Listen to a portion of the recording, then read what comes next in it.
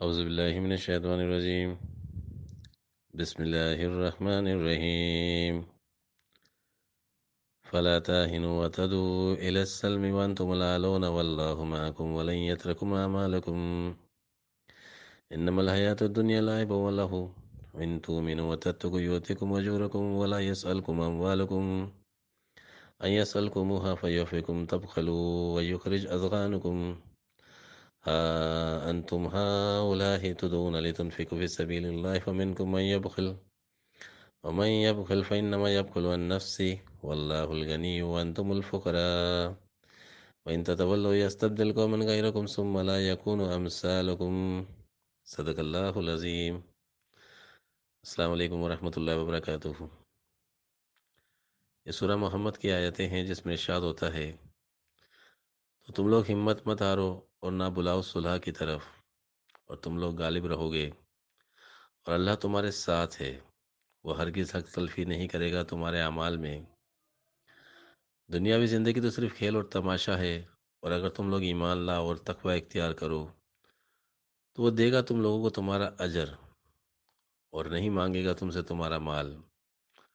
اگر وہ مانگے تم سے اس کو، پھر وہ اصرار کرے تم سے، تو تم لوگ بخل کرو گے اور وہ نکالے گا تمہارے بغض کو۔ ہاں، تم لوگ بلائے جاتے ہو کہ انفاق کرو اللہ کی راہ میں، تو تم میں وہ بھی ہیں جو بخل کرتے ہیں، اور جو بخل کرے تو وہ بخل کرتا ہے اپنی جان سے، اور اللہ بے نیاز ہے اور تم محتاج ہو۔ اگر تم منہ موڑو گے تو بدل دے گا کسی دوسری قوم، وہ لوگ نہ ہوں گے تمہارے جیسے۔ فلا تاہنوا وتدعوا الی السلم۔ تاہنوا، وہم و شک میں پڑنا۔ انسان جب وہم و شک میں پڑ جائے تو کمزور پڑ جاتا ہے۔ یقین کے ساتھ ایمان کا عمل ہے۔ مسلمانوں کے لیے حرام ہے کہ وہ کافروں کے سامنے صلح پیش کریں۔ صلح حدیبیہ میں مسلمانوں نے کافروں کے سامنے نہیں، بلکہ کافروں نے مسلمانوں کے سامنے صلح کی شرائط پیش کی۔ بس صلح کافروں نے کی، مومنوں نے نہیں۔ جب کافر سے مقابلہ ہو تو اللہ کی تائید اور نصرت مسلمانوں کے ساتھ ہوتی ہے۔ اس صورت میں صلح کی پیشکش کرنا یا کمزوری دکھانا ایمان کی نفی ہے۔ اس لیے اگر کافر صلح پیش کریں تو امن کی خاطر صلح کرنا اللہ کی ہدایت کے مطابق ہے۔ واللہ معکم ولن یترکم اعمالکم۔ اللہ مومنوں کے اعمال کو ضائع نہیں کرتا۔ یترکم وطر سے ہے، عدد میں شفع کے خلاف یعنی طاق اور وطر ہے، یعنی اوڈ نمبرز۔ مراد ہے کہ اللہ کی تائید اور نصرت مومن کے اعمال کے ساتھ منسلک ہے۔ اعمال مومن مومن کو غالب کرانے والے ہیں۔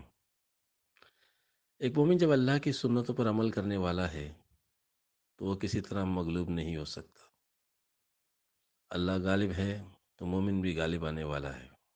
تمام باطل ادیان پر مومنوں کا، مسلمانوں کا غلبہ ہونا ہے۔ مومن کو اپنی خدمت کا صلہ مضاف در مضاف ملتا ہے۔ اسلام کے بنیادی اصول مضبوط ہیں، اس وجہ سے مومن کے قلب میں دنیا کی الفت اور محبت نہیں ہوتی۔ دوسرے مذاہب کے لوگ دنیاوی محبت کی وجہ سے اسلام کے مقابل کامیاب نہیں ہو سکتے۔ حقیقی وراثت مومن کی ہے۔ مسلمانوں کو اللہ تعالیٰ نے اقوام عالم کو ہدایت دینے کے لیے پیدا کیا ہے، اور اس کو کامیاب کرنے کے لیے کائنات کی ہر طاقت کھڑی ہے۔ آسمان سے فرشتے اس کی تائید کے لیے نازل ہوتے ہیں۔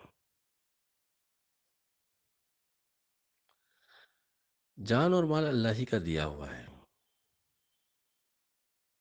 جب انفاق فی سبیل اللہ کا زمانہ آتا ہے، جیسے صحابہ کرام نے اس زمانے کو پایا، ایسا زمانہ پایا اور اپنی خوش قسمتی سمجھی، تو صحابہ کرام نے بے درے پیسہ فی سبیل اللہ نے دین اسلام کو پھیلانے کے لیے خرچ کیا، اور اس کا معاوضہ لاکھوں بلکہ کروڑوں کے حصوں میں ملا۔ جو مال فی سبیل اللہ خرچ کیا جاتا ہے وہ بے انداز دولت لاتا ہے، حتیٰ کہ زمین کا وارث بناتا ہے۔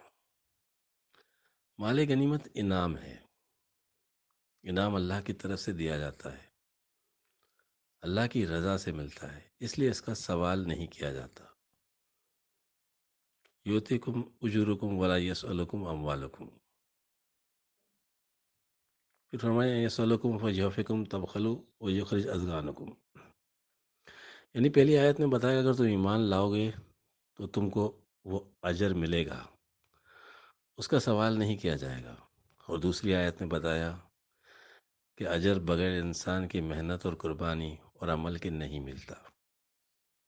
صحابہ کرام کا عمل دیکھیں، اس قدر مال و دولت ملنے کے باوجود انہوں نے اپنے دل میں مال کی محبت کو نہیں آنے دیا۔ اگر مال کی محبت دل میں آ گئی تو فتح اور اللہ کی اطاعت دونوں رخصت ہو جاتی ہیں۔ یہ بنیادی اصول ہیں۔ اللہ کے دین نے مومنین کے قلب میں وہ الفت پیدا کی کہ دین کی خاطر سر کٹانے کے لیے تیار ہو گئے۔ ہاں انتم ماہ اللہ تدعون لتنفقوا فی سبیل اللہ، مقام مسلم اور مومن کا معیار یہ بتایا کہ تم اللہ کی راہ میں خرچ کرنے کے لیے مقرر کیے گئے ہو، یعنی تم اللہ کے امین ہو، امانت دار ہو، اس لیے مومن یہ اللہ کی زمین کی وراثت کا حق رکھتا ہے۔ اگر تم بخل کرو گے، اس امانت کا ادا نہیں کرو گے، تو تم یہ اپنے نفس کے حق میں بھی برا کرو گے۔ اگر دین کے مقصد کو، اس کی الفت کو مقدم نہیں رکھو گے تو اللہ غنی ہے، وہ دوسری قوم پیدا کرے گا، وہ مثال قائم کر دے گا، وہ قوم تمہارے جیسی نہیں ہوگی۔ یہ آیتیں اپنے اندر ایک بشارت رکھتی ہیں، قوم عرب کے زوال کی وجوہات اور دوسری قوم کے عروج کی بشارت، اس کا اشارہ ان آیات میں موجود ہے۔ ثم لا یکونوا امثالکم، نام لیوا جس کے شہنشاہ عالم کے ہوئے، جانسی کیسر کے، وارث مسند جم کے ہوئے، ہے اگر قومیت اسلام پابند مقام، ہندی بنیاد ہے اس کی نہ فارس ہے نہ شام، ہا یسرب دیس مسلم کا تو، ماوا ہے تو، نقطہ جاذب تاثر کی شعاؤں کا ہے تو، جب تلک باقی ہے تو دنیا میں باقی ہم بھی ہیں، صبح ہے تو اس چمن میں گوہر شبنم بھی ہے۔ وآخر دعوانا الحمدللہ رب العالمین۔